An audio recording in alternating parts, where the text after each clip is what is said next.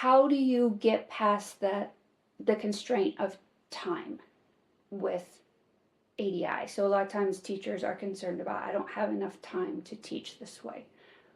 Tell me your rebuttal. So there's always a limited amount of time in schools, and that's one of the biggest constraints that we have to think about. So as teachers or administrators, we have to think about what kinds of things that we're going to focus on in our curriculum.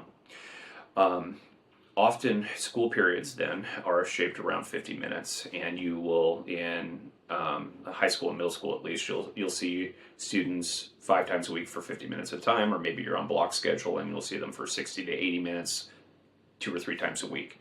In elementary school, you end up having even less time, it seems, because you have maybe 20 minutes every day or 20 minutes once a week for science that you can squeeze into your schedule. So, because the time limitations of the day, we often think of science has to be done into a neat package of a lesson that only fits in 30 minutes or only fits in 50 minutes.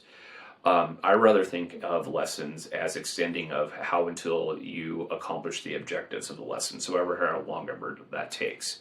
So what we do with ADI is it actually expands over multiple days. So you get to spend longer on one concept, but it's not just that one concept that you're traditionally hitting. You're also engaging in the practices, thinking about the use of core ideas or cross-cutting concepts and those core ideas in that, and getting a chance to actually apply those.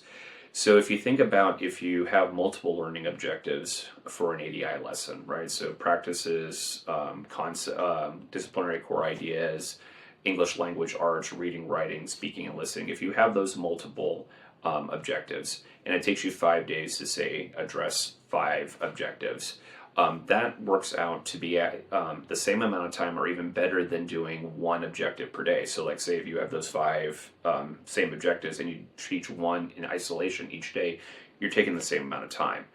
So in some ways you're using your time more efficiently and giving students more opportunities to practice and engage in these things by slowing down and spreading out and focusing on multiple objectives over a period of time rather than one objective one day over the same amount of time.